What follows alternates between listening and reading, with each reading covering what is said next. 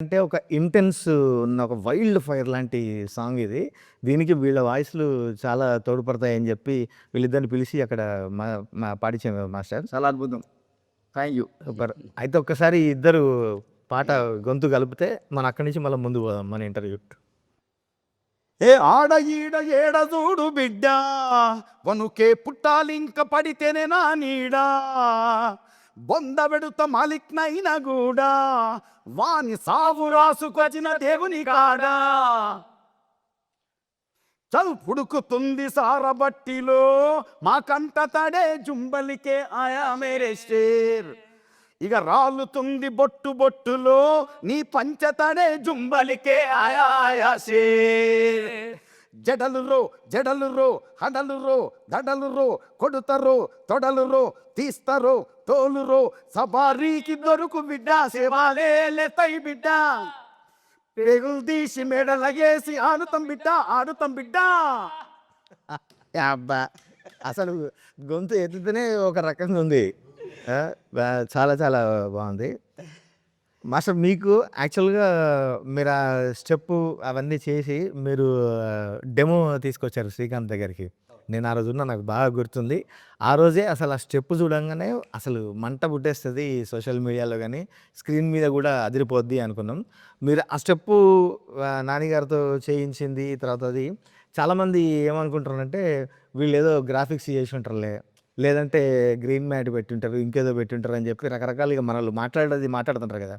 మీరు అసలు ఆ స్టెప్ కంపోజ్ చేసింది, ఆ స్టెప్ షూట్ చేసింది, నాని గారి ఎఫర్ట్ అవన్నీ చెప్పండి మాస్టర్. ఖచ్చితంగా.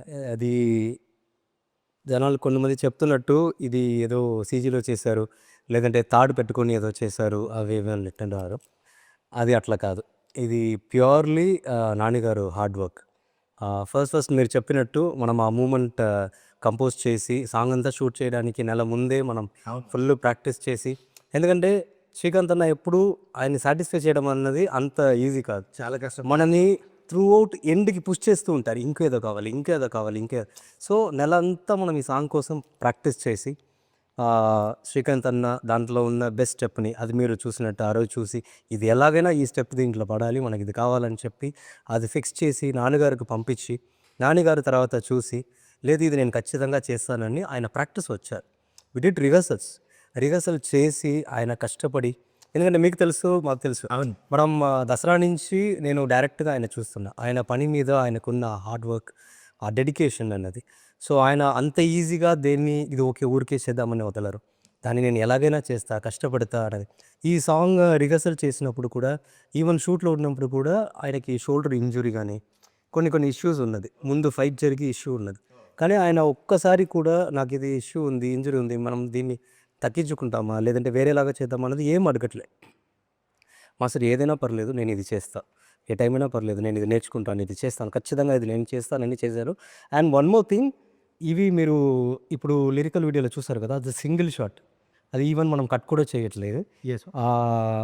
ఒకసారి డైరెక్ట్గా వచ్చి సార్ ఇది షాట్, ఇది ఇట్లా చేయబోతున్నాం సార్ అని చెప్పిన తర్వాత ఆయన వెంటనే స్టార్ట్ చేసిన ఫస్ట్ షాట్ అది. సూపర్. ఆ ఫస్ట్ షాట్‌లోనే అది ఓకే అయింది. అండ్ చాలా బాగా చేశారు కూడా. సో అది నేను డైరెక్ట్‌గా చెప్తా, అది సీజీయో లేదంటే తాడు కట్టుకొని చేసిందో ఏం కాదు. ప్యూర్‌లీ నాని గారు హార్డ్ వర్క్ అది. సో అదే. అది తెలుస్తుంది master. Single shot, single take గూడానా? Single take. సూపర్ కదా! అసలు ఆయన హార్డ్ వర్క్ గురించి మేము దసరా అప్పుడు మీరు చూసారు, నేను కూడా ఆయన కళ్ళారా చూశాను. మీకు ఒక పెద్ద విషయం తెలుసా? నేను మన సాంగ్ షూట్ దగ్గరకొచ్చా. మీ పక్కనే కూర్చున్నా. మీరు అసలు నన్ను పట్టించుకోలేదు మీరు. మీరు ఎంతసేపు ఆ సాంగ్ ఆ షాట్ అయింది కదా మాస్టర్, 'జుంబల్లికే ఆయాషర్' అని. అప్పుడొచ్చా నేను. ఓకే. మీ దృష్టి మొత్తం దాని మీదనే ఉంది. వాళ్ళందరికీ చెప్పడము, అందరిని కోఆర్డినేట్ చేసుకోవడము ఇదే నడుస్తుంది. మీరు కనీసం నన్ను చూడని కూడా చూడలేదు తెలుసా? లేదు అది అంటే నేను వచ్చినట్టు కూడా మీకు తెలవదు. షూటింగ్ వచ్చినట్టు. దానికి ఒకే రీజన్ అండి. ఇప్పుడు ఏంటంటే తెలుగులో ఇది నా డెబ్యూ, నా ఫస్ట్ అవకాశం. నన్ను ప్రూవ్ చేసుకోవాలి. తమిళ్లో ఆల్రెడీ ఒక సాంగ్ చేసాము, మూవీ రిలీజ్‌కి ఉంది, ఇంకా రిలీజ్ అవ్వలేదు. సో దాంట్లో కొన్ని మంచి పేరు వచ్చినాయి. దీంట్లో మన తెలుగులో కూడా ఇన్ని రోజులు వెయిట్ చేసి ఇలాంటి ఒక మంచి గొప్ప అవకాశం రావడం అన్నది అది అంత ఈజీ కాదు. అది దేవుడి దయ. అండ్ అన్నయ్య డైరెక్టర్ గారు నాని గారు, మన ప్రొడ్యూసర్ గారు, వీళ్ళందరూ మన మీద ఏదో ఒక నమ్మకం పెట్టుకొని మనకి ఈ అవకాశం ఇచ్చారు కదా. సో దాన్ని ఎలాగైనా మనం ప్రూవ్ చేయాలి, ఈ సాంగ్ని ఇరగదీయాలి. ఎందుకంటే శ్రీకాంత్ అన్న మైండ్లో ఈ సాంగ్ ఎక్కడో ఉంది. నాకు ఫస్ట్ భయం ఎక్కడ స్టార్ట్ అయిందని చెప్పనా, ఫస్ట్ మీరు వచ్చి లిరిక్ రాసి ఆ లిరిక్ చెప్పినప్పుడు నాకు ఫస్ట్ మీనింగ్ అర్థం కాదా. ఎస్, మన డైరెక్షన్ టీం పక్కన కూర్చొని చెప్తున్నారు, ఇది మీనింగ్, దీనికి ఇంత డెప్త్గా అన్నయ్య రాశారు. అది ఒక్కసారి ఇంకా అనిరుద్ గారి దగ్గర వెళ్ళి అది మన అన్నయ్య వాయిస్లో ఇవన్నీ ఒక అవుట్పుట్ వచ్చిన తర్వాత నాకు యాక్చువల్గా భయం వేసింది. మన డెబ్యూ సాంగ్ ఇంత రేజ్గా, ఇంత డెప్త్గా అందరి మైండ్లో అప్పుడు ఉంది. ఎంతైనా మనకు మిగతా వాళ్ళు విని ఉండరు, కానీ మనం విన్నాం ఆ సాంగ్ని. ఖచ్చితంగా ఈ సాంగ్ బయట ఎలా వెళ్తుందో మనకు ఒక హోప్ ఉంది.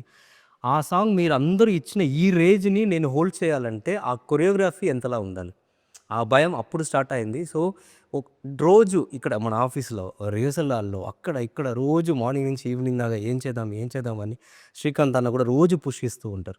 సో ఇవన్నీ చేసి లాస్ట్కి వచ్చిన అవుట్పుట్ ఇది. సో ఇప్పుడు జనాలు అందరూ దీన్ని చూసి అందరూ రీల్స్ చేస్తున్నారు, అందరూ దీని గురించి మాట్లాడుతున్నారు. అండ్ వాళ్ళ కమెంట్ కూడా ఎట్లా ఉందంటే, ఇప్పుడు మీరు రాసిన లిరిక్స్లా ఉన్నాయి. అరే ఎట్లా రాశారా ఇది ఎట్లా పాడారు, ఇది ఎట్లా కంప్లెక్షన్ చేయాలి. ఎందుకంటే నా గురించి కూడా నేను చెప్పాలిగా. ఖచ్చితంగా ఇప్పుడు నేను యాంకర్ అయిపోతా, నేను అడుగుతా ఖచ్చితంగా. నేను ఫస్ట్ టైం ఆ రోజే మిమ్మల్ని మన కలిపి ఆ లిరిక్ వినంగానే నాకు మీనింగ్ తెలియదు, కానీ ఆ లిరిక్ ఎంత డెప్త్లో ఉందో, ఆ లాంగ్వేజ్కి, ఆ మాటలకు ఉన్న పవర్ ఏందో నాకు అర్థమైంది.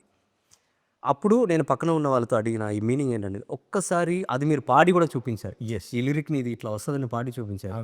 ఎట్లా నేను జనాల కోసం ఇక్కడ నేను అడుగుతున్నా, నేను యాంకర్ ఎట్లా రాసారని ఇది యాక్చువల్గా పుట్టింది ఈ మందుగుండు సామాగ్రి అంతా దట్టించింది శ్రీకాంతే. ఫస్ట్ దసరా ధూమ్ధామ్ దోస్తాను, చెమ్కిలంగి 2 పాటలు బ్లాస్ట్ హిట్లు. కానీ నాకు ఈ పాట అంతకంటే కావాలి అనేది ఫస్ట్ టార్గెట్ నాకు పెట్టింది.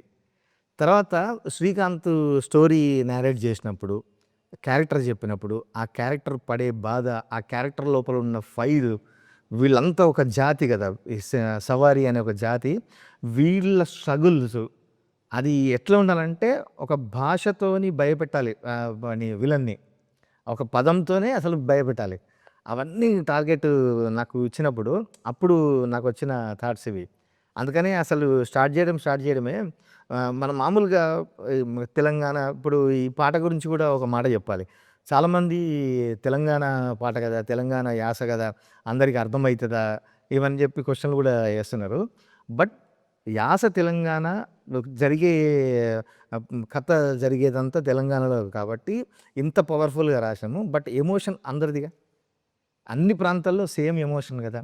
ఒక అణచబడినప్పుడు ఒకడు మన మీద దౌర్జన్యం చేస్తుండు, మనను వాడు తొక్కి పెడుతున్నాడు అన్నప్పుడు మనం బ్లాస్ట్ అయితే ఆ ఎమోషన్ అన్ని ప్రాంతాల్లో ఒకటే. ఇప్పుడు మనకు తెలంగాణ కాదు, ఆంధ్ర కాదు, తమిళనాడు, కేరళ, వివిధ దేశాల్లో కూడా ఈ పాట ట్రెండింగ్ ఉందంటే ఆ ఎమోషన్ అర్థమైంది. ఆ ఎమోషన్ను పట్టుకొని రాశాను నేను. అందుకే అసలు రాయడమే మనం మామూలుగా అంటాం కదా, నీ అయ్య జాగీరా ఇది ఏమన్నా మేము రాసుకొని వచ్చినావా, మీ ఫాదర్దా ఇది అని అంటాం కదా.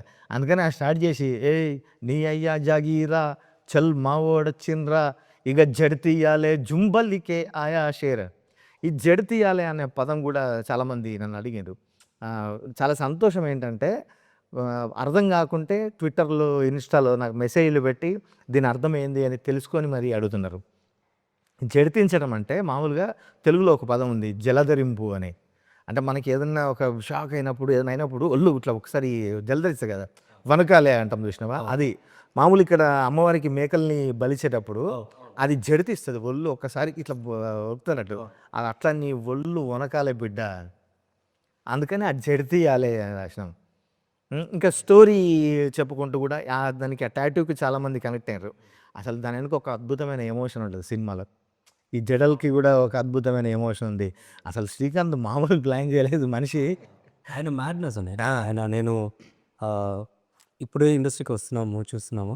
బిగినింగ్లోనే ఇలాంటి ఇంత ప్యాషన్‌తో ఉన్న డైరెక్టర్‌తో మనకు అవకాశం దొరుకుతుందన్నప్పుడు అది మనల్ని కూడా పుష్ చేస్తుంది. ఇంకా మనం తాంటి ఇంకా ఏదో ఒకటి చేయాలి. మన లోపల ఉన్నది కూడా అది బయటకి తీసుకొచ్చేది అది. అసలు ఎంత సైలెంట్‌గా ఉంటాడంటే ఎన్ని రాసినా కూడా "అన్న బావుందన్న" అని మళ్ళీ తర్వాత మెసేజ్ పెడతాడు. "అన్న అది ఎక్కట్లేదన్న ఇంకొక్కటి చూడవా" అని.